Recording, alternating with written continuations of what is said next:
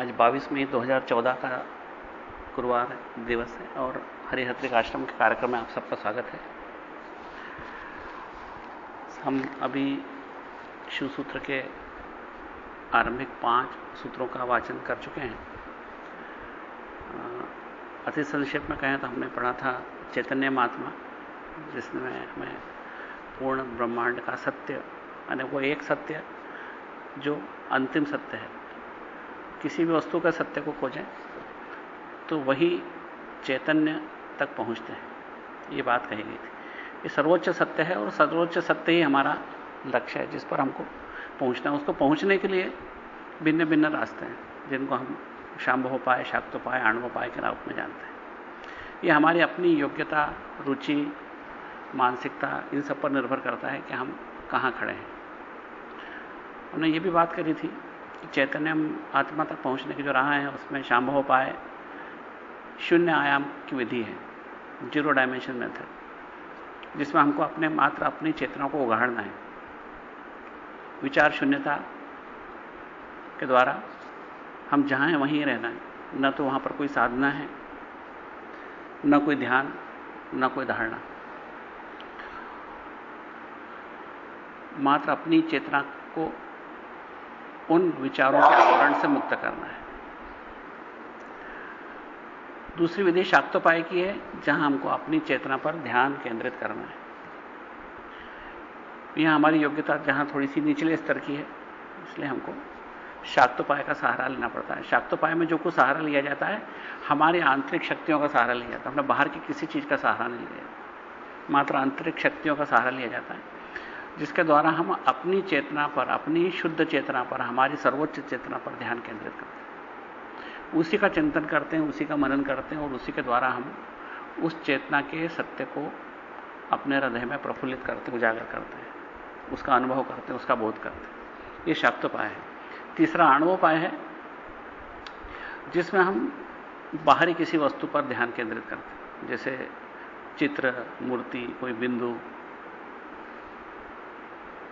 ये मोटे तौर पर निचले स्तर के ध्यान हैं आणवोपाय में। इससे उच्च स्तर के ध्यान हैं किसी मंत्र के अर्थ, किसी ऐसी चीज पर ध्यान केंद्रित करना। जैसे आपको गुरु मंत्र है तो उसके अर्थ पर ध्यान केंद्रित करें। इसके अलावा हम अपने शरीर के अंगों पर ध्यान केंद्रित कर सकते हैं, जैसे भूमध्य पर ध्यान केंद्रित कर सकते हैं, कंठकूप पर ध्यान केंद्रित कर सकते हैं, हृदय स्थल पर ध्यान केंद्रित कर सकते हैं, नाभि स्थल पर ध्यान केंद्रित कर सकते हैं। इसके अलावा हम अपनी इंद्रियों के भिन्न भिन्न क्रियाकलापों पर ध्यान केंद्रित कर सकते हैं। जैसे किसी दृश्य पर, उस दृश्य की विशालता में हमको फिर धीमे धीमे उस ब्रह्मांड की विशालता नजर आने लगती है। किसी बिंदु की विशालता पर हमको ब्रह्मांड की विशालता नजर आने लगती है। इसके अलावा हम अपने श्वास पर ध्यान केंद्रित कर सकते हैं। जब सांस लेते हैं तो उसके एक आरंभिक बिंदु, उसके अंतिम बिंदु और उसके मध्य बिंदु पर ध्यान केंद्रित कर सकते हैं। सचमुच में तीनों बिंदु एक ही हैं और वो अपना विस्तार पाते चले जाते हैं, क्योंकि एक श्वास समाप्त होती है, दूसरी शुरू होती है। इनहेलेशन समाप्त होता है, एक्सहेलेशन शुरू होता है, और उन बिंदुओं पर ध्यान करते वक्त हम अपनी सर्वोच्च चेतना का अनुभव पा सकते हैं। विधि की बात करें तो शाक्तोपाय की विधि सामान्य जन के लिए ज्यादा आसान है, जिसमें हम 2 क्रियाओं के बीच में ध्यान केंद्रित करते हैं। जैसे 2 मनकों के बीच में वो धागा होता है जिसने उन 2 मनकों को जोड़ रखा है। एक मन का क्रिया, वो क्रिया समाप्त होती है, दूसरी शुरू होती है। हम कई बार उस बात में चर्चा कर सकते हैं कि हमारे जीवन घटनाओं का क्रम है। एक घटना समाप्त होती है, दूसरी आरंभ होती है, और दूसरी घटना अपना पूर्ण विकसित स्वरूप ग्रहण करती है और उसके बाद उसका अंत होने लगता है, और उसके बाद में नई घटना शुरू होती है। और ये क्रम संसार में छोटे से छोटे रूप में और बड़े से बड़े रूप में भी दिखाया जा सकता है। बड़े से बड़े रूप में इस ब्रह्मांड की संरचना, उसके ब्रह्मांड का समापन, और छोटे रूप में दिखाते हैं एक व्यक्ति का जीवन, जन्म, बड़ा होता है, वयस्क होता है, वृद्ध होता है, उसके जीवन का शरण हो जाता है, उसका अंत हो जाता है। ये भी एक घटना है। ऐसी ही घटना हमारे जीवन में होती है। हम एक कागज उठाते हैं, कागज का जन्म होता है। जब हम उसको कागज को अपने टेबल पर रखते हैं लिखने के लिए, उस कागज की स्थिति होती है। जब हम उस पर लिखना चाहते हैं तो उस कागज का अंत हो जाता है, फिर पेन का जन्म हो जाता है। उस पेन को जब हम हाथ में ग्रहण करते हैं और लिखना शुरू करते हैं तो पेन जो है उसकी स्थिति हो जाती है। लेकिन जैसे ही हमको ध्यान आता है कि अब हमारा काम हो गया, अब हम कहीं और जाना है, तब हमारे उस पेन का संवार हो जाता है और किसी और क्रिया की स्थिति हो जाती है या उसका जन्म होने लगता है। तो एक क्रिया से दूसरे क्रिया के बीच में दाहिना पैर रखते हैं, बायां पैर उठाते हैं, बायां पैर रखते हैं, दाहिना उठाते हैं। चलते वक्त भी हम ये ध्यान कर सकते हैं कि हम जब दो क्रियाओं के बीच में ध्यान करेंगे उस समय शुद्ध चेतना हमारी प्रकट रहती है। घटना उस चेतना से बनी है और उसी चेतना में विलीन हो जाती है। सृष्टि होती है और उसी में संहार हो जाता है और यह सृष्टि और संहार की क्रिया सतत चलती है। और जिस समय संहार होता है यह ठीक वैसी बात है जैसे एक गहना बना, उसका अपना जीवन था, उसके बाद उस गहने को गला दिया जाता है, उसके बाद उसी सोने से दूसरा गहना बनाया जाता है। लेकिन जिस गला दिया जाता है और नया गहना नहीं बना, उस बीच में शुद्ध स्वर्ण स्वरूप में रहता है। वो ये कई बार इन घटनाओं से गुजरता है, लेकिन सोना फिर भी बना रहता है।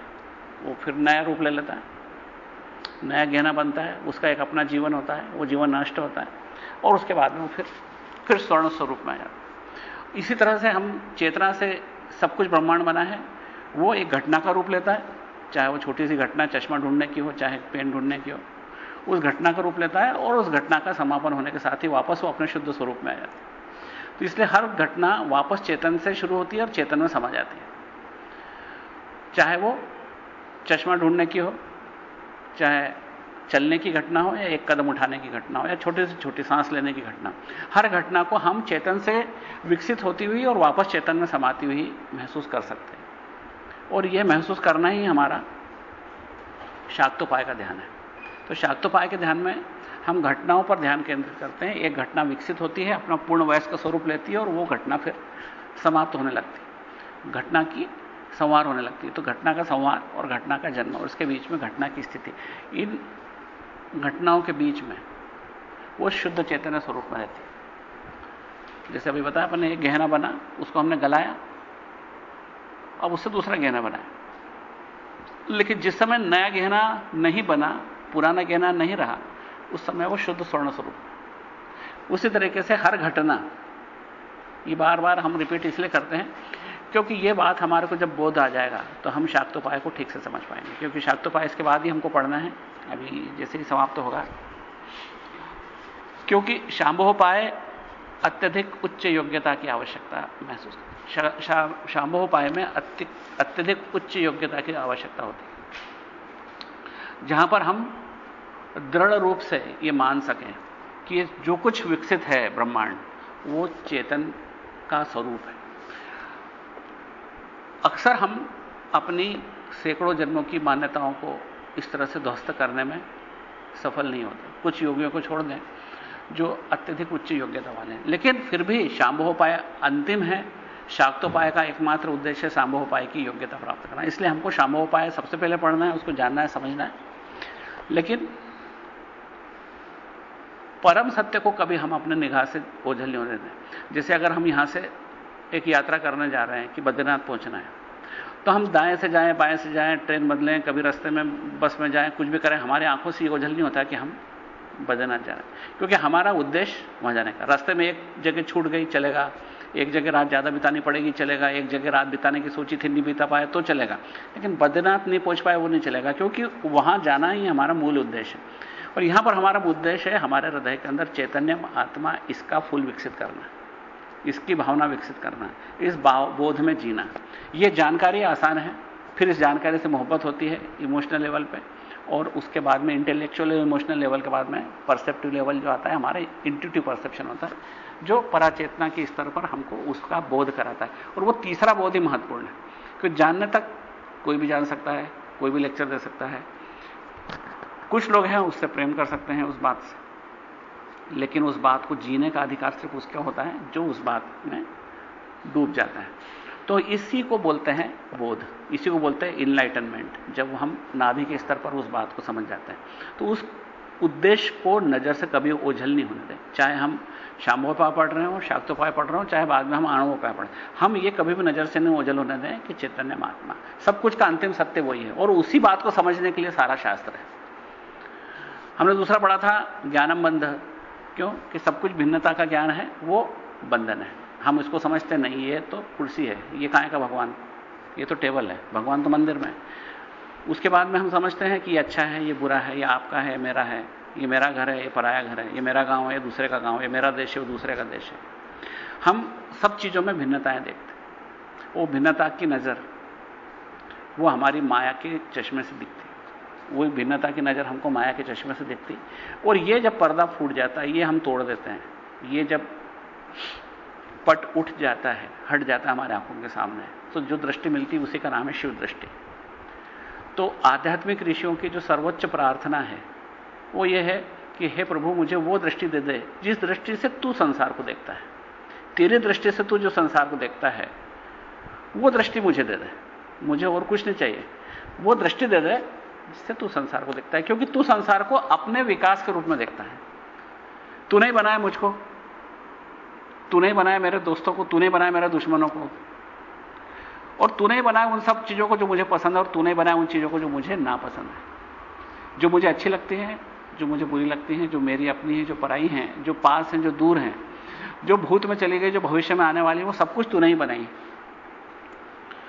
तो उसको तू जब स्वयं से ही तूने बनाया है तो तू स्वयं से विलग तो देख ही नहीं सकता। तो मुझको वो दृष्टि दे दे जिस दृष्टि से तू ब्रह्मांड को देखता है।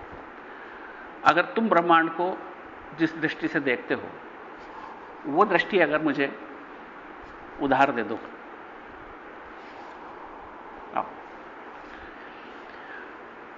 जब उसी ने ब्रह्मांड को बनाया है, वो अपने ही से बनाया है, क्योंकि जब उसने जिक्षण ब्रह्मांड को बनाया, उसके पास बनाने के लिए ना तो कोई मिट्टी थी, ना कहीं पानी, ना कहीं सीमेंट, ना कहीं लोहा। ब्रह्मांड को बनाने के लिए उसने जो कुछ यूज किया या जो कुछ उपयोग में किया वो था उसका अपना स्वरूप। उसने अपने स्वरूप से ब्रह्मांड को बनाया, क्योंकि अपने स्वरूप से ब्रह्मांड को बनाने के सिवा उसके पास कोई विकल्प भी नहीं था। तो प्रथम क्षण जब ब्रह्मांड बना तो उसने अपने से ही ब्रह्मांड को बनाया। एक भी वस्तु ऐसी नहीं जो उसने अपने से नहीं बनाई, एक भी विचार ऐसा नहीं है जो उसने अपने से नहीं बनाया, एक भी अस्तित्व में आई गई चीज ऐसी नहीं है जो उसने अपने से नहीं बनाई। इसलिए उसने अपने आप को इस ब्रह्मांड के रूप में विकसित किया। तो फिर वो जब दृष्टि से देखेगा इस ब्रह्मांड को, तो किस दृष्टि से देखेगा?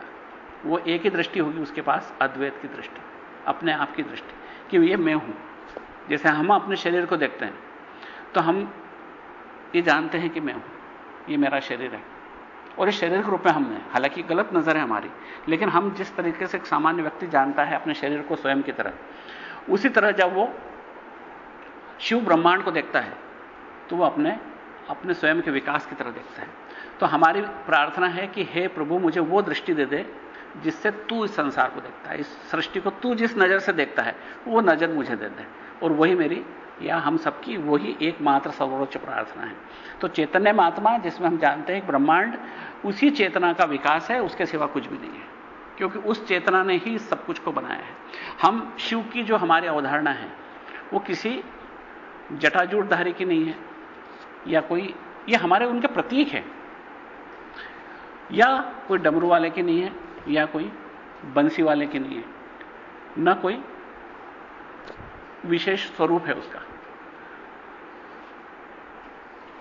अस्तित्व का नाम ही शिव है। God is the name of existence. जो अस्तित्व है उसी का नाम शिव है। तो जो कुछ भी अस्तित्व में है वो सर्वोच्च चेतना से जुड़ा ही है। अगर सर्वोच्च चेतना से जुड़ा नहीं है, सर्वोच्च चेतना से अगर वो नहीं जुड़ा है तो उसका अस्तित्व ही नहीं हो सकता।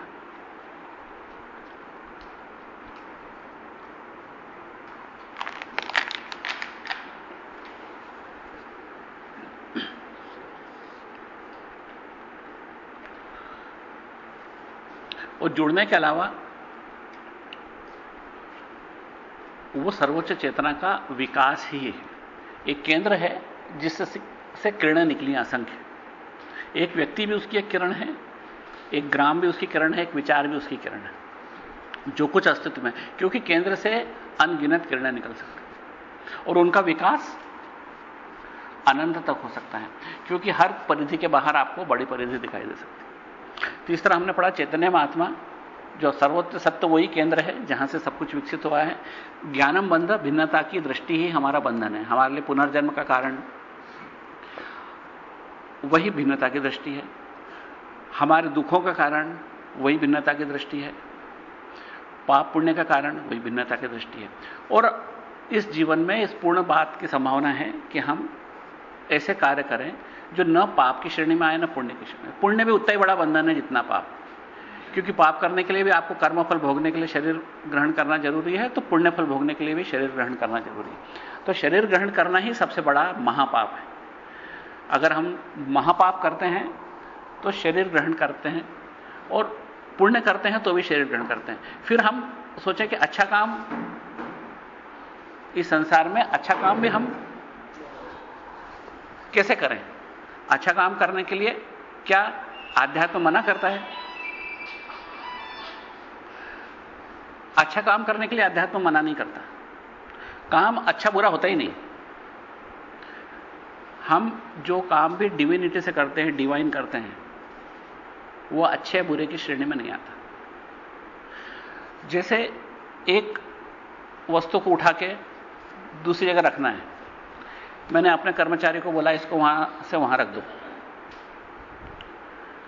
उसके पीछे मेरा इंटेंशन यह था कि ये बम है और उसको वहां पर जाके रखना है, वो फूट जाना। उस कर्मचारी ने वो जो काम किया वो बुरा काम किया, लेकिन वो उसके प्रति जिम्मेदार नहीं है। क्यों नहीं जिम्मेदार है? कि उसने उसके मालिक का काम किया, उसके पीछे उसकी कोई दुर्भावना नहीं थी। मैंने उसको बोला जाओ ये कंबल है, गरीबों में बांटे आओ, और वो बाके अपना बांटे आया। उसने क्या किया? उसने उसके मालिक का काम किया। उसने उसको कोई सरोकार नहीं है, उसको ना तो उसमें कोई रुचि है न उसमें कोई अरुचि है। उसको तो महीने के अंत में तनख्वाह लेना है, तो वो सब काम करना है जो उसका मालिक बोलता है। इस तरह उसने जो काम किया बिना किसी पाप या पुण्य की भावना के किया, इसलिए उस काम में दिव्यता थी। हम जो काम करते हैं, अगर हमारे कार्य में दिव्यता हो, डिविनिटी हो, तो वो पुण्य या पाप की श्रेणी में नहीं आता। जैसे अपने पिछली बार अपने चर्चा की थी कि कृष्ण ने अर्जुन को बोला कि युद्ध कर, लेकिन कई लोगों के मन में प्रश्न आता है कि वो तो संन्यास लेने को राजी था कि मुझे 1 इंच जमीन नहीं चाहिए, इतने लोगों को मारूंगा, मेरे रिश्तेदारों को मारूंगा, मेरे पूज्यजनों को मारूंगा और उसके बाद मैं जमीन लूंगा, तो उससे मुझे क्या मिलेगा। लेकिन उसके बावजूद कृष्ण ने बोला कि नहीं, तुम युद्ध करो। क्यों? क्योंकि अगर वो छोड़ते युद्ध को तो क्यों छोड़ते? सिर्फ इसलिए कि सामने रिश्तेदार हैं, सामने गुरु खड़े हैं, सामने पूज्यजन खड़े हैं, इसलिए छोड़ते हैं। यानी वो अपने देह भाव में ही रहते हैं। सामने अगर आपका कर्तव्य है तो देव भाव से ऊपर उठ के उस कर्तव्य को करें, और वो काम दिखने को अच्छा लगता कि उन्होंने उनको नहीं मारा और जमीन छोड़ दी, लेकिन वो चूंकि डिवाइन नहीं था, वो काम में दिव्यता नहीं थी। क्यों? कि वो अपना कर्तव्य छोड़ के देह भाव के कारण भाग रहे थे, इसलिए उस काम में दिव्यता नहीं थी, तो वो कर्मफल मिलता उनको, उस कर्मफल को भोगना पड़ता उनको। तो कृष्ण ने उनको कर्मफल से बचाने के लिए बोला नहीं, तुम उसको युद्ध करो। क्यों युद्ध करो? इसलिए कि हमको हमारी मातृभाषा की, मातृभूमि की रक्षा करना ये हमारा कर्तव्य है, और तुम गलत हो तो हम उसको आपको नष्ट करेंगे। आप कोई भी हो, आप हमारे रिश्तेदार हो, कुछ भी हो। क्यों? कि हमारे दिव्य रिश्तों में कोई रिश्तेदार नहीं है, दिव्यता में कोई रिश्तेदार नहीं। हमारी जो इटर्नल ड्यूटी है, जो हमारी दिव्य जवाबदारी है, उस जवाबदारी में हमारा कोई रिश्तेदार नहीं। हम शरीर के स्तर से नीचे उतरे हैं। अगर सामने राक्षसों की सेना खड़ी होती तो क्या करता है अर्जुन? उनसे सीधा लड़ने को खड़ा हो जाता, उनको एकाएक नष्ट करता। उसे क्या लगा था कि मेरे पूज्यजन हैं या मेरे रिश्तेदार हैं, लेकिन रिश्ते किस चीज के? रिश्ते इस शरीर के। तो शरीर के स्तर पर ही रिश्ते हैं। अब वो शरीर के स्तर के रिश्तों को मान्यता देकर अगर युद्ध नहीं करता और भागता तो कर्मफल का भागी होता। लेकिन जब उसने लड़ाई करी, जीतना हारने से कुछ फर्क नहीं पड़ता, तो उस युद्ध के द्वारा वो कर्मफल से मुक्त हो गया, क्योंकि उसने उसको अपनी डिवाइन ड्यूटी करी। My masters job. उसने वो काम किया जिसके लिए उसको नियत किया गया था। जैसे मेरे को एक डॉक्टर बनाया अगर, तो मैं अगर कोई कार्य करता हूं और मैं गलत नियत से कार्य करूं कि इसकी जान ले लूं, इसको अच्छा इलाज नहीं दूं, ये तो मेरा वाला है, इसको अच्छा इलाज दे दूं, तो नियत में कर्मफल का भागी बनूंगा। लेकिन जब मैं मरीज और डॉक्टर के रिश्ते से कोई कार्य करता हूं कि मुझे, वो चाहे वो मेरा विरोधी हो, राजनीतिक विरोधी हो, आर्थिक दृष्टि से प्रतिस्पर्धी हो, कोई भी हो, लेकिन अगर वो मरीज की हैसियत से मेरे सामने बैठा है और मैं उसका उस तरह इलाज करता हूं, तो ये मेरी डिवाइन ड्यूटी होती है। तो डिवाइन ड्यूटी में कर्मफल नहीं बनता। कर्मफल तभी बनेगा जब ड्यूटी में डिविनिटी नहीं हो। कोई कार्य अच्छा नहीं होता, चाहे कंबल बांटने का काम हो, अगर उसमें डिविनिटी नहीं है। कोई कार्य बुरा नहीं होता है, चाहे मर्डर करने का काम हो, हत्या करने का काम हो, तो भी उसमें कर्मफल नहीं लगेगा और उसमें डिविनिटी है। उसमें अगर दिव्यता है तो वो कर्मफल नहीं देता। यही आध्यात्म कहता है। हम कभी कहते हैं वो बहुत पुण्यात्मा है, उसने बहुत दान दिया, वो तो बहुत अच्छे काम कर रहा है, लेकिन अगर उसमें डिविनिटी नहीं है, वो पुण्यता की भावना से काम कर रहा है, तो उसको कर्मफल भोगना ही पड़ेगा और उस कर्मफल भोगने के लिए शरीर लेना ही पड़ेगा। इसलिए महापाप है हमारे कार्य में डिविनिटी नहीं होना, हमारे कार्य में दिव्यता का न होना ही महापाप है। और कार्य में दिव्यता का होना ही आध्यात्म है। हमारे हर कार्य में, चाहे हम वो अपनी दुकान चलाते हैं, व्यवसाय करते हैं, खरीदते बेचते हैं, चाहे मरीज डॉक्टर को देखता है, या हम पुलिस वाले हैं, किसी को गिरफ्तार करते हैं, या जल्लाद है, किसी को फांसी पर चढ़ाते हैं, या हम सेना में हैं और वहां पर हम युद्ध में हत्याएं करते हैं। इन सब में जहां भी डिविनिटी नहीं है, वहां पर निश्चित रूप से समस्या है। डिविनिटी जहां है, जहां दिव्यता है, जहां हम मास्टर जॉब कर रहे हैं, जो ड्यूटी हमको दी गई उस पर करते हैं, उसमें हमारी व्यक्तिगत रुचि नहीं है, हम डिसइंटरेस्टेड है, उस जगह हमको कोई पाप नहीं लगेगा। जैसे हम जज हैं और जज ने 10 साल की सजा दे दी, फांसी की सजा, उसको किसी तरह का भी पाप तब तक नहीं लगना है जब तक उसका व्यक्तिगत रुचि नहीं है उसमें। अगर व्यक्तिगत रुचि है तो पाप लगना ही उसको। उसने जो साक्ष्य हैं, जो कानून है, उसके अनुसार जब उसने निर्णय दिया, उसमें उसको कोई भी व्यक्तिगत रुचि नहीं होती, उस समय उसको किसी भी तरह का कर्मफल भोगने की जरूरत नहीं होती। इसलिए कार्य में दिव्यता हो, यह सबसे बड़ी बात है। कार्य में दिव्यता का न होना महापाप है। क्यों? अच्छा कार्य भी अगर दिव्यता के बगैर किया गया तो पाप की श्रेणी में आएगा। तो यह भिन्नता की दृष्टि ही बंधन है। तीसरा हमने पढ़ा था चैतन्य में आत्मा ज्ञानम बंध, फिर पढ़ा था योनि वर्ग कला शरीरम। मैंने बंधन और क्या क्या है कि माई मल बंधन है और कार्ममल बंधन है। हम पहली बात तो जब कार्य में काम में डिविनिटी कब नहीं होती, जब हम आणोमल से घिरे होते हैं, जब हम अपने आप को इस शरीर तक सीमित समझते हैं कि हम ये शरीर हैं, हम छोटे से अदने से हैं, हमारी सीमित क्षमताएं हैं, तब हम चाहते हैं कि ये हम कर लें, इस शरीर को सुख दे दें, इस शरीर के द्वारा ये कर लें, इस शरीर की जो कमियां हैं उसको मिटा दें, इसकी प्यास मिटा दें, भूख मिटा दें, लालसाएं मिटा दें, इच्छाएं मिटा दें। और वो दुष्पूर वासनाएं सतत हमारे पीछे पड़ी रहती है, कभी समाप्त तो हो ही नहीं पाती। तो ये हमारा आणोमल है। दूसरा हमारा माई मल है, जिसके द्वारा हम संसार में अपने पराये, अच्छे बुरे, ऊंच नीच, ये सब चीजें देखते हैं, वो हमारा माई मल है। और तीसरा है हमारा कर्ममल, जब हम कार्य करते हैं और उसमें डिविनिटी नहीं होती, दिव्यता नहीं होती। इस तरह ये तीनों मल हमको भिन्नता की दृष्टि संसार में माया के अंदर उलझाते रहते हैं और कई बार हमको इसके बाद जन्म पर जन्म लेना पड़ता है। तो योनि वर्ग है कला शरीरम। योनि वर्ग का मतलब होता है माई मल, माई मल जो हमको बार बार मां के गर्भ में लाता है, और कला शरीरम यानी जो कार्य करते हैं उसका जो स्वरूप है वो हमको मां के गर्भ में लेकर आता है। जो कार्य करने का स्वरूप, जो अभी हमने बात की, कैसा कार्य करते हैं यह महत्वपूर्ण है, उसके पीछे की भावना महत्वपूर्ण है। इसलिए कभी हम किसी को देखते हैं कि वो आदमी बहुत बुरा काम कर रहा है, कभी हम कहते हैं ये तो बहुत ही अच्छा काम कर रहा है, समाज में बहुत ज्यादा इसकी इज्जत है, इसने तो समाज में इतना यश कमाया है। यह महत्वपूर्ण नहीं है।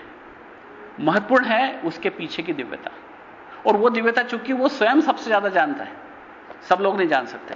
इसलिए किसी के बारे में हम ये कमेंट करें कि वो बहुत बुरा आदमी है, ये भोला आदमी है, ये शायद हम अक्सर गलती कर जाते हैं बातों में। इसलिए गलती कर जाते हैं कि हमको ऊपर से वो कार्य दिखते हैं, लेकिन उस कार्य के पीछे की दिव्यता हमको दिखाई नहीं देती। चौथा सूत्र हमने पढ़ा था ज्ञान अधिष्ठान मात्रा का, यानी जो भिन्नता का ज्ञान हम कहते हैं, भिन्नता का ज्ञान कहां ठहरता है इस संसार में, उसका भी तो कोई जगह होगी ना ठहरने की। जैसे पुलिस स्टेशन है तो पुलिस वहां ठहरती है, न्यायाधीश न्यायालय में ठहरता है, डॉक्टर है तो दवाखाने पर ठहरता है। तो भिन्नता का ज्ञान कहां ठहरता है? ताकि हम उस पर हमला कर सकें, उस भिन्नता के ज्ञान को नष्ट कर सकें। तो भिन्नता का ज्ञान ठहरता है मात्रका में, 12 खड़ी में ठहरता है। हर शब्द अक्षरों से बना है। अक्षर शिव और शक्ति के सम्मिलित स्वरूप है। हर अक्षर का अगर हम 2 भाग करें तो उसमें स्वर है और व्यंजन है। जो स्वर है वो शिव है, जो व्यंजन है वो शक्ति है।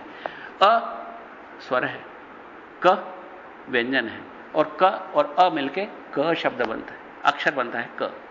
और फिर ऐसे ही ल और अ से मिलकर ल बनता है। ऐसे ही कलम, कलम का मतलब होता है एक पेन, और ये कलम हमारी उस पेन को हम नाम दे दिया कलम। तो जो कलम है वो प्रमेय संसार है, संसार का हिस्सा है, और उसका नाम जो कलम है वो प्रमेय संसार है, वो हमारे एक भीतरी संसार का हिस्सा है। बाहरी संसार को हमने भीतरी संसार से जोड़ा। कैसे? उस कलम शब्द से। जितने शब्द हैं वो फिर वाक्यों में बदल जाते हैं, वाक्य कथाओं में बदल जाते हैं, कथाएं ग्रंथों में बदल जाती हैं। इस तरह यह शिव शक्ति के सम्मिलित स्वरूप के द्वारा मात्रका का जन्म होता है, और वो मात्रका आपको संसार में ढकेलती चली जाती है। कभी आके कोई बोलेगा आपके दुकान में आग लग गई, कोई बोलेगा आपकी गाड़ी चली गई, कोई बोलेगा आपका बच्चा बीमार है, कोई बोलेगा आप परीक्षा में फेल हो गए, और वो आपके अंदर जहर डाल देते, उबल पड़ते हैं। क्यों? क्योंकि वो शब्द शिव और शक्ति जिसको संसार चलाना है, आपके कर्ण के अंदर प्रवेश करते ही आपके अंदर एक रिएक्शन पैदा करते हैं। वो अपने आप में कुछ भी नहीं है, अपने आप में कोई शब्द शिव और शक्ति के सिवा कुछ भी नहीं है। लेकिन जैसे ही वो आपके अंतस में प्रवेश करता है, आपके अंतःकरण पर प्रवेश करता है, मन बुद्धि अहंकार के साथ जोड़ लगाता है, वैसे ही वो एक प्रतिक्रिया पैदा करता है। वो प्रतिक्रिया ही वो ठिकाना है जहां पर भिन्नता का ज्ञान ठहरता है। तो भिन्नता का ज्ञान ठहरता है मात्रका में। तो हमारा चौथा सूत्र है ज्ञान अधिष्ठानम मात्रका। हमको अच्छी तरह समझ लेना चाहिए कि जब हम कोई भी बात सुनते हैं, उनमें हमारे सुनने की, श्रवण की दिव्यता तब है जब उन शब्दों में शिव शक्ति के दर्शन करें, और उसके जो अर्थ हैं, सांसारिक अर्थ, उस अर्थ का सिर्फ उतना ही उपयोग करें जितनी तात्कालिक आवश्यकता है। जैसे पिताजी ने जल मांगा तो जल ला के दे दिया, यहां तक। लेकिन जब हम इसको अपने अंतस के ऊपर प्रविष्ट करके उससे प्रतिक्रिया करने की इजाजत देते हैं, तो हम संसार में धकेल दिए जाते हैं मात्रका के द्वारा, और हम खिलौना बन जाते हैं। जैसे कि एक शतरंज का मोहरा होता है, उसको हम जैसे चाहे वैसे चल देते हैं। इसी तरह ये जो अज्ञाता माता है, जो हमारे ब्रह्मरंध्र में बैठी है, हमको संसार में धकेलने के प्रति उद्यत होती है, क्योंकि वही शक्ति है जिसके द्वारा संसार बना है। तो बने हुए संसार को वो बनाए रखना चाहती है, और इसके लिए तुमको दिव्यता की दृष्टि से दूर रखती है, और ऐसे ही हमको मोहरा खिलौना बना के रखती है। हम अगर चाहें तो अपने स्तर को खिलौने से ऊपर करके खिलाड़ी के स्तर तक ले जा सकते हैं। जब हमारे हर कार्य में दिव्यता हो, हम इस चाल को समझें। इसके अगला वाला सूत्र था हमारा उद्यमो भैरवा, कि हम अपनी चेतना को एकाएक ऊपर उठा के भैरव स्थिति तक ले जा सकते हैं। भैरव स्थिति केंद्र की स्थिति है, उस चेतना के केंद्र की स्थिति जिस चेतना के केंद्र से सब ब्रह्मांड की उत्पत्ति हुई है। तो वही केंद्र, वही चेतना, उसका एकाएक अनुभव हो सकता है तीर की तरह। उसको हम उद्यमो भैरव। उद्यम का मतलब होता है कि एकाएक प्रकट हो जाना, एकाएक विस्फोट से प्रकट हो जाना, एकदम सडन इरप्शन, एकाएक बाहर निकल के हमको उसका अनुभव दे दे। तो उद्यम जो है वो हमारे चेतना का उद्यम है।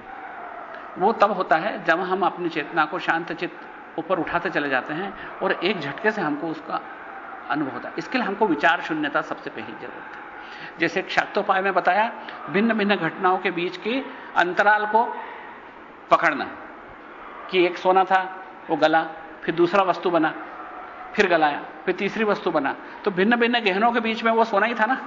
भिन्न भिन्न गहनों का जब नष्ट हुआ, नाश हुआ उसके स्वरूप का, तो उसमें शुद्ध स्वरूप में आ गया। फिर उसने नया स्वरूप ग्रहण किया, उसका अपना एक जीवन काल था, उसके बाद में फिर वो शुद्ध स्वरूप में आ गया, फिर से वो सोना बन गया। इसके लिए किस चीज का उपयोग हुआ? अग्नि का उपयोग हुआ। अग्नि के द्वारा वापस वो स्वर्ण बन जाता है। इसी तरह हर घटना के बीच में दो घटनाओं के बीच में पहली घटना का जब नाश होता है, अगली घटना का जो प्राकट्य होता है, उस बीच में शुद्ध चेतना का अस्तित्व होता है। जैसे शुद्ध सोने का अस्तित्व दो गहनों के बीच में होता है, इसी सोने से एक गहना बना था और उसी को गलाने के बाद उसी सोने से हम दूसरा गहना बना, और दोनों के बीच में जैसे एक स्वर्ण शुद्ध स्वर्ण बचा था, ऐसे ही दो घटनाओं के बीच में एक पैर हमने उठाया, उसके बाद उसको नीचे रखते रखते दूसरा पैर उठा देते हैं, तो पहले पैर का संवार हुआ और दूसरे पैर का जन्म हुआ। पहले पैर का संवार हुआ, पहले पैर की जो घटना रखने की घटना का जन्म कहां से हुआ था? चेतना से। इसका संवार भी कहां हो रहा है? चेतना में। अब वो पैर का चेतना में वापस समावेश हो गया, लेकिन अब जब दूसरा पैर उठ रहा है उस समय उसका प्राकट्य कहां से हो रहा है? उसी चेतना से। इसलिए चेतना ने पहले बाएं पैर का स्वरूप लिया था, अब दाहिने पैर का स्वरूप ले रही, लेकिन दोनों के बीच में उसके संधि काल में मात्र शुद्ध चेतना थी। इसलिए योगी उस शुद्ध चेतना पर ध्यान केंद्रित करने के लिए दो घटनाओं के बीच में ही ध्यान केंद्रित करता है। और जैसे हम जैसे माला के दो मनकों के बीच में अगर हम ध्यान केंद्रित करें तो वो धागा दिखाई देता है जिससे दो मन के जुड़े हुए हैं, और वो जोड़ है चेतना का। वही चेतन का स्तर है, वही चैतन्य का स्तर। तो हमने पढ़ा ज्ञान अधिष्ठान मात्रा का है ना, भिन्नता के ज्ञान की अधिष्ठात्री वो माता है जिसके द्वारा हम चले जाते हैं, जिसने इस संसार को बनाया है और इस संसार को बनाए रखने की उसकी जिम्मेदारी है। इसके बाद हम अगला सूत्र आज के लिए हमने विशेष नया पढ़ने जा रहे हैं, वही शक्ति चक्र संधाने विश्व संवार। शक्ति चक्र क्या है? ये पूरा ब्रह्मांड शक्ति चक्र है। इसको हम क्यों शक्ति चक्र बोलते हैं? कि इसमें जो कुछ दिखाई दे रहा है सिवा शक्ति के और कुछ भी नहीं। इसमें एकमात्र शक्ति है। यह भौतिक शास्त्र का भी सत्य है। अगर हम किसी पदार्थ के सत्य के लिए, जैसे कि हर भौतिक शास्त्री जो पार्टिकल फिजिक्स पढ़ता है, वो जब उसके सत्य को उद्घाटित करना चाहता है तो काफी 300 साल पहले ही वो उद्घाटित कर चुके थे कि अणु होते हैं। उसके बाद अणुओं की संरचना में उनके विघटन के बाद पाया गया कि परमाणु होते हैं। फिर परमाणु की संरचना में उन्होंने देखा इलेक्ट्रॉन, प्रोटॉन, न्यूट्रॉन होते हैं। उसके बाद में अब उनकी भी संरचना के विघटन में वो पा चुके हैं कि इसके अंदर भी स्ट्रिंग्स होती हैं, क्वार्क्स होते हैं। इन सब के बाद एनर्जी फील्ड्स होते हैं। इस तरह उन्होंने उसके और सत्य के और नजदीक पहुंचते चले गए और अंतिम रूप से यह पाया कि सचमुच में ऊर्जा के सिवा कुछ भी नहीं है, शक्ति के सिवा कुछ भी नहीं है। आइंस्टीन ने गणित से सिद्ध कर दिया था कि समस्त शक्ति और पदार्थ एक दूसरे में परिवर्तित किए जा सकते। उन्होंने फार्मूला ही दे दिया था जो विश्व प्रसिद्ध है, E=mc²। और वैज्ञानिक कहते हैं कि वास्तव में पदार्थ नाम की चीज कुछ है ही नहीं। पदार्थ और शक्तियों के संगठित क्षेत्रों का नाम है, एनर्जी फील्ड्स हैं जिनका नाम हम पदार्थ बोलते हैं। तो सचमुच में शक्ति के सिवा कुछ नहीं। विज्ञान भी यही बोलता है और आध्यात्म भी यही बोलता है कि शक्ति चक्र, ब्रह्मांड का नाम है शक्ति चक्र। उस केंद्र से निकलने वाले इस ब्रह्मांड, केंद्र शिव है जो शक्तिमान है, और ये समस्त ब्रह्मांड को धारने वाला वो केंद्र ही है। किसी भी चक्र को ले लो, उसका जो सर्वप्रथम मुख्य बिंदु है उसका केंद्र है, क्योंकि उसी के आधार पर समस्त चक्र का अस्तित्व है। चक्र छोटा हो सकता है और छोटा हो सकता है, बड़ा हो सकता है और बड़ा हो सकता है, लेकिन उसके केंद्र की स्थिति नियत है। केंद्र बड़ा छोटा नहीं होता, केंद्र की स्थिति नियत है। केंद्र हमेशा अदृश्य होता है। कभी भी हम किसी चक्र को उसकी ताड़ियों से देखें तो हर ताड़ी उस केंद्र की ओर इंगित करती है, लेकिन वास्तविक केंद्र कभी दिखाई नहीं देता, क्योंकि वो शून्य आयाम का केंद्र है। शून्य आयाम आपकी आंखों से हमेशा ओझल रहता है। इसलिए शिव सदा आपकी आंखों से ओझल है, आपको दिखाई नहीं देता, लेकिन सेल्फ एविडेंट है, तय है कि वो है। क्योंकि अगर वो ना होता तो आधार कौन सा होता? सारी रेडियाई जो है या आ रहे हैं किसकी ओर इंगित कर रहे हैं? केंद्र हमेशा एविडेंट है। किसी भी चक्र का केंद्र एविडेंट है, तय है कि यहां पर केंद्र है, लेकिन दिखाई नहीं देता। चक्र दिखाई देता है, लेकिन उस केंद्र के बगैर वो अधूरा है। शिव आधार है और शक्ति उसकी अनुगामिनी है, उसकी बिलोंगिंग है, और उस शक्ति के द्वारा वो पूर्ण ब्रह्मांड का निर्माण करता है। अब इसके अगले सूत्र का अगला हिस्सा है शक्ति चक्र संधाने विश्व संहारः। संधान का क्या मतलब होता है? संधान का मतलब होता है, एक सामान्य भाषा में हम कहें, टू गेन मास्टरी ओवर, जिस पर हम अपनी पकड़ मजबूत कर लें, जिसको हम समझ लें, जिस पर हमारी समझ मजबूत हो जाए, पकड़ आ जाए। जैसे हम आपको एक विषय पढ़ाते जाए धीरे धीरे उस विषय में हमारी मास्टरी हो जाती है, पढ़ाने में हमारी दक्षता हासिल हो जाती है। तो शक्ति चक्र के रहस्य पर अगर हमारी दक्षता मजबूत हो जाती है, उस शक्ति चक्र पर हमारी नजर पैंट जाती है, और सब ब्रह्मांड के ऊपर जब हमको समझ में आने लगता है कि ब्रह्मांड उसी केंद्र से निकला है, तुम हो मैं हूं, अच्छी बात बुरी बात, आने वाली बीती, दूर वाली पास वाली, सब कुछ इसी केंद्र से निकली, उस वक्त मेरी मजबूत स्थिति हो जाती है आंखों से। जब मेरी आंखों में वो दृष्टि, तो क्या हो जाएगी? वही शिव दृष्टि। तो शक्ति चक्र को मैं जैसे ही संधान करता हूं, संधान का मतलब होता है निशाना साध लूं, उसको शक्ति चक्र को साध लूं, मेरे को एक साथ पूरा ब्रह्मांड एक नजर में सामने आने लग जाए और मुझे उस ब्रह्मांड के सच्चे अस्तित्व का एहसास होने लग जाए, तो उस समय क्या होगा? विश्व संहार। शक्ति चक्र संधाने विश्व संहार। उस वक्त क्या होगा? विश्व का संहार हो जाएगा। हमने अपने शिव पुराण में पढ़ा कि शिव जी की तीसरी आंख खुलती है तो प्रलय हो जाता है। तो तीसरी आंख खुलना, प्रलय होना, ये दो बात है। एक होती है मोटे संसार में, एक होती है सूक्ष्म संसार में। हर चीज की, जैसे हम कहते हैं मुद्राएं होती हैं, ऐसे हम कमलासन में बैठे हैं, सुखासन में बैठे हैं, पद्मासन में बैठे हैं, कई मुद्राएं हैं, खेचरी मुद्रा है, भैरवी मुद्रा है। ये मुद्राएं हम शारीरिक रूप से अपनाते हैं, ये फलाना आसन है, ये फलानी मुद्रा है, ये है मोटे संसार में। मोटे संसार में जो मुद्राएं हैं वो बहुत कम कीमती, उनके कोई ज्यादा महत्व नहीं है। वही मुद्राएं सूक्ष्म संसार में भी होती हैं। सूक्ष्म संसार में जो मुद्राएं होती हैं वो ज्यादा महत्व। खेचरी मुद्रा, उसकी एक विशिष्ट मुद्रा है, हमारे योग शास्त्रों में इस तरीके से बैठना, इस तरीके से ध्यान लगाना, वो खेचरी मुद्रा है। लेकिन लक्ष्मण जी महाराज कहते हैं, या क्षेमराज जी जिनके आधार पर लक्ष्मण जी महाराज कहते हैं, अभिनव गुप्त पादाचार्य कहते हैं, वो कहता है ये मुद्रा तो मोटे संसार की, बाहरी संसार की मुद्रा है, शरीर की मुद्रा महत्वपूर्ण नहीं है। ये तो प्रतीक है, जैसा गुरु और गुरु के फोटो में जो फर्क है, शिव और शिव के लिंग में जो फर्क है, शिव और शिव के मंदिर में जो फर्क है, वही फर्क उस मुद्रा में और वास्तविक खेचरी मुद्रा में। वास्तविक खेचरी मुद्रा है हमारे अंदर के चेतनता के आकाश में विचरण करना, वो हमारी वास्तविक खेचरी मुद्रा है। और बाहर किसी विशिष्ट आसन में बैठने का नाम जो खेचरी मुद्रा दिया है, वो उसका प्रतीक स्वरूप है। जब हम उसको मोटे तौर पर समझना चाहते हैं, आरंभ करते हैं, KG1 में शुरुआत होती है हमारी समझ की, उस समय हम उसको मोटे तौर पर उस बाहरी आसन को ले लेते हैं। तो हमारा कहता है कि शिव ने तीसरी आंख खोली और सारे ब्रह्मांड का नाश हो गया।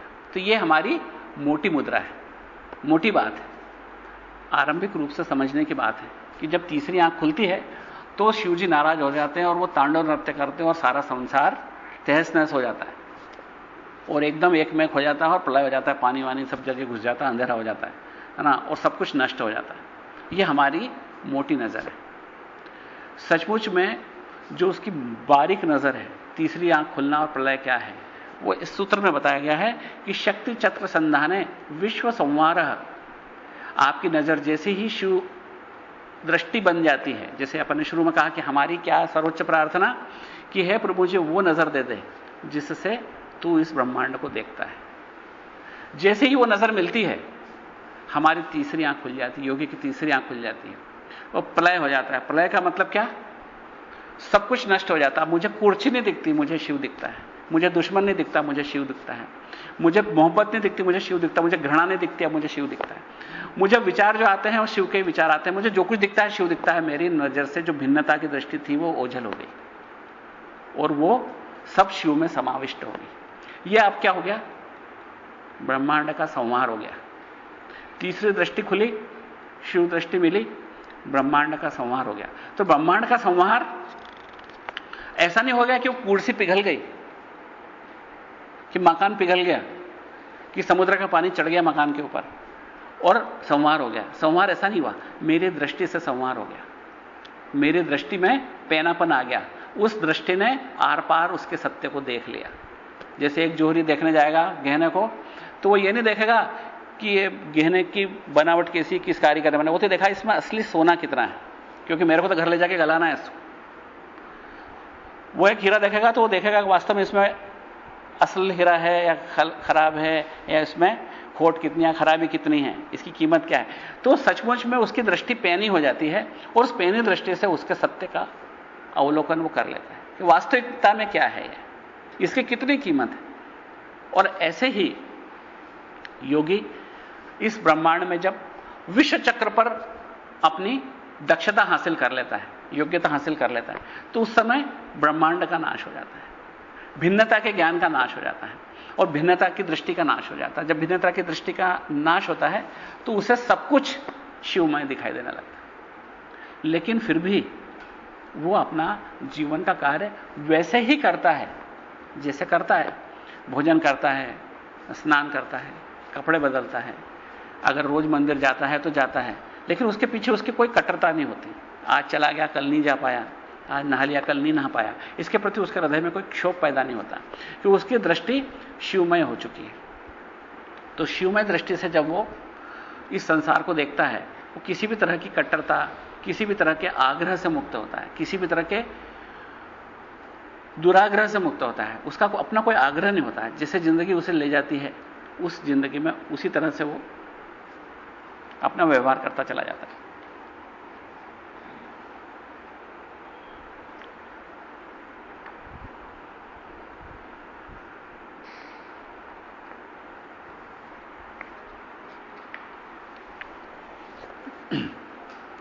तो ये पूरा सूत्र हुआ शक्ति चक्र संधाने विश्व संहार।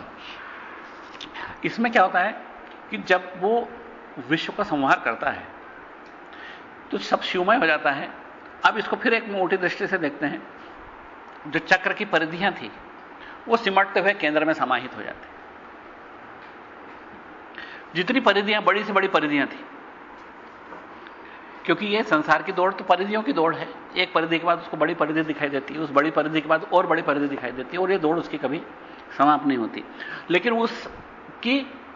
उनने परिधियों को केंद्र में लाके समाप्त कर दिया। अब उसकी क्रियाएं दो तरह की होती है। एक योगी की क्रियाएं, एक अक्रम क्रिया, एक क्रम क्रिया। चूंकि इसी से संबंधित है, इसको अपन यहीं पे समझ लें। जब हम एक किताब को पढ़ते हैं तो पेज नंबर 1 पढ़ते हैं, फिर 2, फिर 3, फिर 4 पढ़ाई करते हैं। कक्षा 1, कक्षा 2, कक्षा 3, कक्षा 4। अगर कोई चित्र बनाते हैं तो पहले कागज लेते हैं या कैनवास लेते हैं, फिर रंग लेते हैं, फिर पूंछी तालिका लेते हैं, फिर उसके बाद में रंग बनाते हैं। इस तरह हर चीज का एक क्रम है। कपड़ा बनाना है तो पहले कपड़ा खरीदते हैं, फिर दर्जी को देते हैं, फिर दर्जी उसको काटता है, फिर सिलता है। हर चीज का एक क्रम है, इसका नाम है क्रम क्रिया। तो जो शक्ति चक्र में है क्रियाएं सारी, सब क्रम क्रियाएं हैं। और क्रम क्रियाएं शाक्तोपाय और आणवोपाय का हिस्सा है। शाक्तोपाय और आणवोपाय में जब भी हमको कोई साधना करनी है तो हमको एक क्रमिक साधना करना होता है, क्रमिक रूप से हमारे अपने स्तर को उठाना होता है। लेकिन शांभवोपाय में अक्रम क्रिया है, जहां पर कि कोई क्रम नहीं है। यह मैथमेटिकली प्रूव हो सकता है बहुत आसानी से, क्योंकि केंद्र में चूंकि आयाम नहीं है और जब उसमें सब कुछ समा गया तो भूत भी उसी में है, भविष्य भी उसमें है, वर्तमान भी उसमें। और यह बात आइंस्टीन भी बोलता है कि अस्तित्व अगर समय का है तो अंतरिक्ष के कारण, अगर अंतरिक्ष नहीं है तो समय भी नहीं। उसने नाम दिया स्पेस टाइम, और हमारे ऋषियों ने इसमें अपना पहले नाम मिल चुका है दिक्काल। एक श्लोक पढ़ा था, दिक्काल कलन विकलम। शिव जी के जब गुण गाए थे अपन ने तो उसमें आया था दिक्काल कलन विकलम, जो समय और अंतरिक्ष में नापा नहीं जा सकता। जैसे आज हमारे शरीर हो तो नाप सकते हैं 5 फीट 6 इंच का है, इस मकान का नाम से 2600 स्क्वायर फीट की जमीन है। लेकिन हम शिव जी को नापने जाएं तो शिव महिमन में कहते हैं कि पाताल में चले जाओ, आकाश में चले जाओ, उसकी कोई अंतर नहीं दिखाई देता।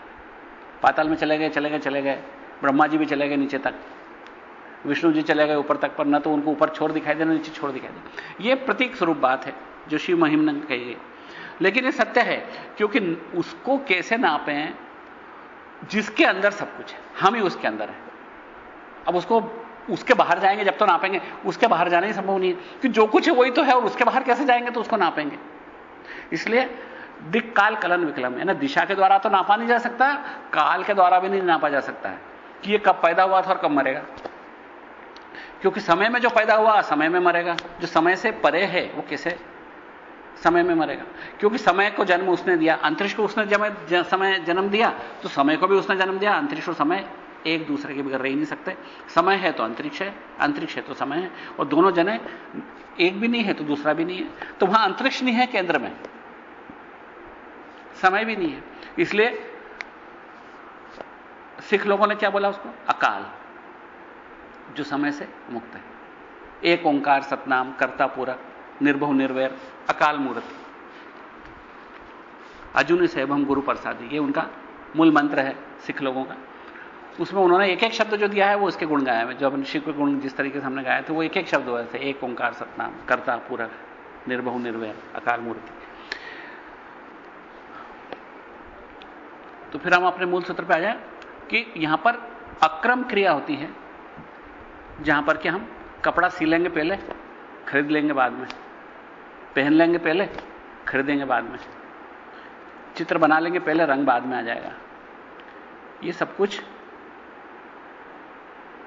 सामान्य सी बात है, क्योंकि वहां पर भविष्य और भूत का कोई फर्क नहीं रह गया। इसलिए एक योगी के लिए जब वो कहता है कि 1000 साल जिया, तो कोई आश्चर्य की बात नहीं है, क्योंकि समय उसके अधीन है। अगर वो कहे कि आज यहां था, वो तो वहीं पे भी दिख गया, अंतरिक्ष भी उसके अधीन है, समय उसका कुछ नहीं बना। वो भविष्य में भी जाके देख सकता है कि क्या है, भूत में भी जाके देख सकता है क्या हुआ था, क्योंकि भूत और भविष्य उसके अपने हिस्से हैं। जो चेतना से जुड़ा है, सर्वोच्च चेतना उसकी अपनी वास्तविक पहचान है, उसके लिए स्वतंत्र शक्ति उसकी अधीन है। जो सारी ब्रह्मांड की शक्ति की स्वामिनी है, स्वतंत्र शक्ति, उसका स्वामी शिव स्वरूप बन जाता। तो वो उसका स्वामी है, इसलिए सारी ब्रह्मांड की शक्ति उसके अधीन है। इसलिए उसके लिए शक्ति चक्र संधान ने विश्व संहार है। उसने जैसे ही शक्ति चक्र पर अपना ध्यान केंद्रित करा, विश्व का संहार होता है। इसके जगह पर हम हर जगह पर प्रैक्टिकल एस्पेक्ट भी बताते हैं, जैसे थ्योरेटिकल एस्पेक्ट, जैसे प्रैक्टिकल एस्पेक्ट भी बताते हैं। हमारे अधिकतर काश्मीर शिव दर्शन के प्रैक्टिकल एस्पेक्ट विज्ञान भैरव नामक किताब में दी। विज्ञान भैरव में 112 तरह की विधियां दी हैं, और ब्रह्मांड के हर व्यक्ति के लिए कोई ना कोई एक विधि जरूर कारगर होती है। तो यहां पर जो हमने शक्ति चक्र संधान करने का जो तरीका बताया, उसमें भी एक प्रैक्टिकल बात बताई हुई है, जो प्रायोगिक बात, जो आप कर सकते हो। जैसे अपन ने बताया था कि केंद्र से शिव, और शिव के ठीक बाहर शक्ति, उसके बाद में सदाशिव, ईश्वर, शुद्ध विद्या, उसके बाद माया, माया का पर्दा चालू हो जाता है। माया, कला, विद्या, राग, काल, नियति, प्रकृति, पुरुष, 5 ज्ञानेंद्रियां, 5 कर्मेंद्रियां, 5 तन्मात्राएं और 5 महाभूत। इस तरह से 36 तत्वात्मक ये ब्रह्मांड है। इसमें सबसे बाहर क्या है? पृथ्वी। सबसे मोटा तत्व है पृथ्वी, और केंद्र है शिव।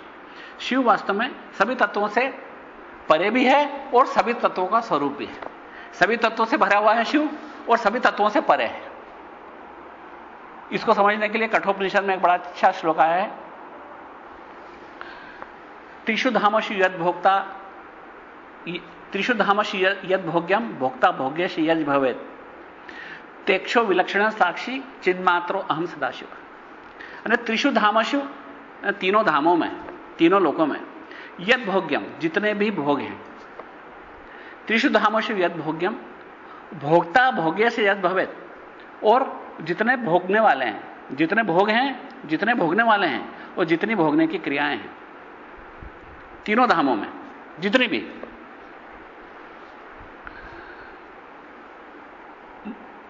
उन सबसे विलक्षण, उन सबसे परे, उन सबसे ऊपर, उन सबका दृष्टा, उन सबको देखने वाला, भोक्ता को भी, भोग्य को भी और भोग को भी, इन तीनों को देखने वाला, उससे विलक्षण मैं सदाशिव हूं।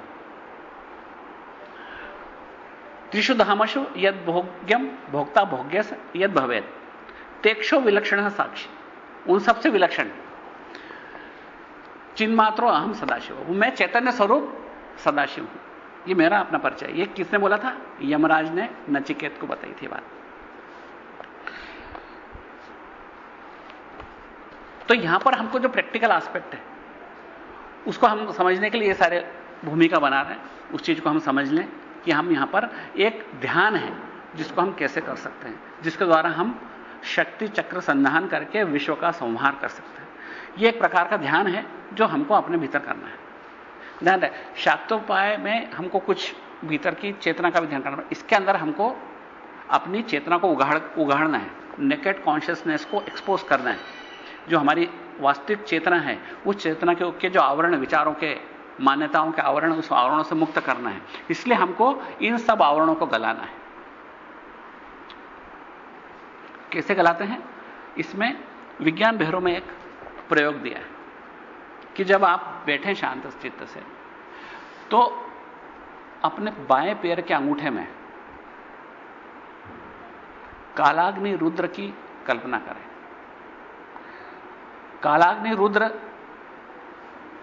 उसके बारे में फिर बात करते हैं थोड़ी देर बाद। ये क्या है? वहां से अग्नि की लपटें निकलती हैं, आग की लपटें निकलती हैं और वो आपके बाएं पैर को जलाती है, फिर विकराल रूप लेती हैं, फिर दाहिने पैर को भी जलाने लगती हैं, फिर आपके शरीर को जलाने लगती हैं, आपके मन मस्तिष्क को सबको जला देती हैं। और आप इसको लगातार इस घटना को देखते जाते हैं कि बाएं पैर के अंगूठे से एक लपट निकलना शुरू होती है, उससे चिंगारियां निकलती हैं, आपका मांस जल रहा है, आपकी अग्नि के अंदर शरीर का एक एक अंग जल रहा है और आप उसको शांत चित्त उसको देख रहे हैं। वो लपटें आपके पूरे शरीर को जकड़ लेती हैं और उन लपटों के अंदर आप सतत निगाह कर रहे हैं, उन लपटों को देख रहे हैं, इस शरीर को भस्म होते नजर कर रहे हैं। क्या होगा इससे? आपका चेतन स्वरूप एक्सपोज हो जाएगा। आपका चेतन स्वरूप, चेतना नामक जो स्वरूप है आपका वास्तविक स्वरूप है, वो रह जाएगा। जैसे सोना सोना खार जल जाती है, सोना सोना रह जाता है। जब हम अग्नि में सोने को तपाते हैं तो सारी खार जल जाती है, उड़ जाती है, गल के भाव वाष्प बन जाती है और वास्तविक स्वर्ण रह जाता है। ऐसे ही हम इस ध्यान के द्वारा इस शारीरिक अहंता को जला देते हैं, इस शरीर की अहंता को जला देते हैं और वास्तव में क्या बचता है? हमारा शुद्ध चैतन्य स्वरूप बच जाता है। तो उस शुद्ध चैतन्य स्वरूप के एहसास को करना या उसको लेना या उसको परसेप्ट करना, वही तो हमारा मूल उद्देश्य है शाक्तोपाय का, कि हम विचार शून्य होकर किस तरीके से हमारे शरीर के अंदर अपनी चेतना को उगाड़ दें, उसको एक्सपोज कर दें और उसको इंट्यूटिव लेवल पर, नाभि के स्तर पर उसको समझ लें। जैसे मस्तिष्क के स्तर पर तो आसानी से समझ में आ गई बात, हृदय के स्तर पर उससे जब हमको प्रेम होता है उस विद्या से तो फिर समझ में आती है। और तीसरी होती नाभि का स्तर, जिस स्तर पर समझ में आने के बाद में हम उसी में जीने लगते हैं। वो हमारी समझ की पूर्ण विराम है, पूर्णता है, पूर्णाहुति है। वो पूर्णाहुति तब होती है जब वो समझ हमारे नाभि के स्तर आ जाती है। यहां के स्तर पर तो हमको सबको आ जाती है। जो जरा सी बात बताए हमको समझ में आता है, हम इंटेलिजेंट लोग हैं, तो इंटेलिजेंस के स्तर के ऊपर उसकी थोड़ी सी महत्व है, हार्दिक स्तर पर उसकी और ज्यादा महत्व है, लेकिन सबसे ज्यादा महत्व है उसकी इंट्यूटिव लेवल पर या अस्तित्वगत स्तर पर। तो हमको ये बात तब समझ में आती है कि हम चैतन्य स्वरूप हैं जब हमको अपनी चेतना उगड़ी हुई प्रतीत हो और सचमुच में हम अगर अपने शरीर को जलते हुए देख रहे हैं और बाएं पैर के अंगूठे से निकलने वाली लपटें हमारे पूरे शरीर को घेर लेती हैं धीरे धीरे करते, और हम बाएं पैर से लेते हुए यहां तक अपने आप को पूरे शरीर को जलते हुए देखते हैं, तो देखने वाला कौन है? आंखें भी जल गई, मन भी जल गया, मस्तिष्क भी जल गया, विद्या भी जल गई, जो जितनी अकल इकट्ठी करी थी वो भी जल गई, जो अहंकार रखा था शरीर में वो भी जल गया, जो कुछ पाल रखा था शरीर में वो भी जल गया। तो इसको देख कौन रहा है? किस आंख से हम देख रहे हैं? ये बात अपने आप उघड़ जाती है कि मैं चेतन स्वरूप हूं और मैं इस ब्रह्मांड में जब शुद्ध स्वरूप में होता हूं तो सारा ब्रह्मांड मेरा अपना ही विकास प्रतीत हो। तो शुद्ध चेतना को एक्सपोज करने के लिए, शुद्ध चेतना को प्रकट करने के लिए ये जो कालाग्नि रुद्र वाला प्रयोग बताया गया विज्ञान भवन में, वो यहां पर प्रासंगिक है। यहां पर इस तरीके से हम इस शरीर को शक्ति चक्र मानते हैं और उसका संहार करके उसको शुद्ध चेतन में विलीन कर देते हैं यहां पर। तो शुद्ध चेतन में विलीन करने के बाद में हमारे अपना वास्तविक स्वरूप उघड़ जाता है और हमारा जो शरीर या देह अहंता है वो हमारी समाप्त हो जाती है और वो उसके अपने वास्तविक स्वरूप में प्रवेश पा लेता है। ऐसा योगी अपने वास्तविक शरीर पर, हमको गुरुदेव कहते हैं कि ऐसे प्रयोग हम कभी कभी क्या होता है कि बस सिर्फ यही से सुन के निकाल देते हैं, ऐसा सोचते हैं ये हमारे काम की थोड़ी। पर क्या हमने कभी ऐसा प्रयोग 10 मिनट शांति से अकेले चित्त बैठ के करा कभी? अगर हमने नहीं किया तो फिर हमारी समस्या है। करने के बाद अगर ये नहीं होता है तो ठीक है, ये सूत्र आपके काम का नहीं, आगे बढ़ो, दूसरा कोई सूत्र आपके काम में आएगा। इसलिए जब तक हम इसको अपने हृदय से स्वीकार नहीं करते उस समय तक हम करके नहीं देखते, तब तक हम कैसे मान के चलेंगे कि ये हमारे काम का है या हमारे काम का नहीं है। इसलिए हमारे इस प्रयोग को, जिसमें हम कालाग्नि रुद्र को अपने बाएं पैर के अंगूठे में लपटें उठाते देखते हैं और पूरे शरीर को उससे भस्म होते देखते हैं, उस समय हमका अपने चैतन्य स्वरूप का वास्तविक स्वरूप उद्घाटित हो जाता है। तो इस जगह पर हम जो योगी ये प्रयोग करता है उसके लिए समाधि और उत्थान में फिर कोई फर्क नहीं रहता। जब हम पूरे मिस्टिकल ट्रांस में होते हैं, ट्रांस में क्या होता है, जब हमारा किसी भी तरह का कोई विचार नहीं और शुद्ध चैतन्य, पूर्ण जागरूकता, शुद्ध जागरूकता हमारे सामने आती है, वो स्वरूप हमारा उगड़ जाता है। और जिस वक्त हम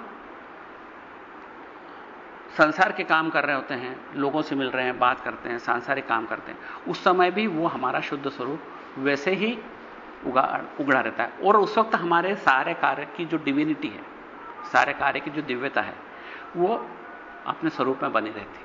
तो दिव्यता जब बनी रहेगी हर कार्य में, हम अपने आप को उस चैतन्य से जुड़ा महसूस करते हैं, उस समय हमारे कर्मफल की कोई संभावना नहीं होती। इसलिए मतलब कि जब वो शिव दृष्टि से इस ब्रह्मांड को देखता है इंसान, उस समय उसके सर्वोच्च पुरुषार्थ को वो प्राप्त कर लेता है कि शक्ति चक्र संवार है, विश्व संवार है। जैसे उसने शक्ति चक्र को संधान किया और उसका विश्व का नाश किया, तो विश्व का मतलब होता है भिन्नता की दृष्टि, उसमें भिन्नता की दृष्टि को नष्ट कर देता है। और एक है, उसको हम संक्षेप में ले लेते हैं ताकि उसको हम अगली बार विस्तार से समझ सकते हैं कि जागृत स्वप्न सुषुप्ति भेद है, तुर्या भोग संभव। जब हम जागते हैं, जब हम स्वप्न देखते हैं, जब हम सोते हैं, ये हमारे 3 सांसारिक स्थितियां। हम 3 में से एक स्थिति में होते हैं, या तो हम जाग रहे होते हैं, या स्वप्न देख रहे होते हैं, या हम सो रहे होते हैं। तो हमारे 3 है सांसारिक स्थिति। योगी की एक चौथी स्थिति होती है जिसको हम तुर्यावस्था बोलते हैं, जब वो न जाग रहा है, न स्वप्न देख रहा है, न सो रहा है, लेकिन वो अपने चेतन स्वरूप का आनंद ले रहा है, वो चौथी स्थिति। तो तीनों स्थितियां, जागृत, स्वप्न, जागृत की, स्वप्न की और निद्रा की, तीनों उसी के अंतर्गत है, उसी में समाई हुई है, उसी तुर्य अवस्था में समाई हुई है। और वो योगी जिसने इस भिन्नता के संसार का नाश कर दिया है, जिसकी दिव्य दृष्टि खुल गई, जिसको सब कुछ शिव में दिखाई, जिसको शिव दृष्टि मिल गई है, उस व्यक्ति के लिए इन तीनों अवस्थाओं में तुर्य का आनंद लेना संभव है। चाहे वो समय वो जाग रहा है, चाहे स्वप्न देख रहा है, चाहे वो सो रहा है। तीनों अवस्थाएं, जैसा कि अगले सूत्रों में बताया है, ज्ञानम जागृत, भिन्नता के ज्ञान की स्थिति जागृत में होती है। जैसे हम जाग रहे हैं, अभी हमारा सांसारिक जागरण है, जिसमें हमको क्या मिलता है, भिन्नता का ज्ञान। आज ऐसा हो गया, आज वैसा हो गया, ये चीज अच्छी सुन ली, ये चीज बड़ी बेकार न्यूज सुन ली अपन ने। इस तरह हमको सब कुछ भिन्नता के ज्ञान में हम रोजमर्रा की जिंदगी जीते हैं। तो ये हमको जो ज्ञान मिलता है रोज, हमारे कान से, आंख से, नाक से, जबान से, त्वचा से, 5 ज्ञान इंद्रियों से जो ज्ञान मिलता है, वो भिन्नता का ज्ञान है। दूसरा है स्वप्नो विकल्पा, इसका अगला सूत्र है, 9वां सूत्र है स्वप्नो विकल्पा। स्वप्न में जो को हम देखते हैं, वो वहां पर एक ही इंद्रिय काम करती। अब ऐसे में हमारी 5 इंद्रियां काम करती जागते में, आंख, नाक, कान, त्वचा, घ्राण। लेकिन स्वप्न में मात्र मन नाम की 6ठी इंद्रिय काम करती है, मन काम करता है। लेकिन मन को प्रकाश कौन दे रहा है? प्राण। प्राण को प्रकाश दे रही चेतना ने, कुल मिला के वो चेतना ही काम कर रही वहां पे। और मन ने जितने भी वहां पर मनोजन्य कृत्य किए, जैसे आपने सपने में देखा कि एक रेलगाड़ी दिखी, सपने में एक हवाई जहाज दिखा, यह हवाई जहाज कहां से बना? उसी चेतना से बना। रेलगाड़ी दिखी तो कहां से बनी? उसी चेतना से बनी। अभी हमने देखा कि हम कार चलाते जा रहे हैं, सपने में देखा, तो कार भी मेरी चेतना से बनी, और मेरा शरीर भी उस चेतना से बना, और सड़क भी उसी चेतना से बनी। किसी ने आके हाथ देकर रोक ली कार, तो रोकने वाला भी मेरी चेतना का ही विकास है। यानी वहां पर एकमात्र कर्ता मेरी चेतना है। तो उसी चेतना के विकास के रूप में मेरे भिन्न भिन्न क्रिएटिव पार्ट्स हैं। जैसे कि हम, शिव ने संसार को बनाया अपनी चेतना से, लेकिन हम निद्रा स्वप्नावस्था में अपनी चेतना से एक विश्व का निर्माण करते हैं, जो उसमें जंगल भी है, सड़क भी है, कार भी है, मोटर भी, और पता नहीं कितनी तरह की भिन्नता है, उसको हम उसी। तो यही हमारे इंटरनल परसेप्शन, विकल्प का संस्कृत में मतलब होता है इंटरनल परसेप्शन, भीतरी एहसास, आंतरिक एहसास, इंटरनल परसेप्शन, उसका नाम है विकल्पा। तो स्वप्न में हमको भीतरी एहसास होता है, इंटरनल परसेप्शन होता है। और अगला सूत्र है अविवेको माया सौषुप्तम। लेकिन जब हम सोते हैं तो हम समस्त विवेक का त्याग कर देते हैं। तो उस परिस्थिति के लिए हम अगले हफ्ते में विस्तार से चर्चा करेंगे, क्योंकि अब समय हो चुका है करीब। और एक बार इस बीच में हम उन 36 तत्वों को फिर से एक बार रिवाइज करेंगे। चल, उन 36 तत्वों को फिर से रिवाइज करेंगे जिनके लिए हमको सदा ही अपने मस्तिष्क में उसको याद रखना है, ताकि हम इन सब, क्योंकि उसको समग्रता से समझने के लिए कुछ बातें, हमारी विधियां, चैतन्य महात्मा, 36 तत्व, इनको सबको विस्तार से ध्यान में हमेशा रखना सब जरूरी भी। तो आज बस इतना ही। इसके अगला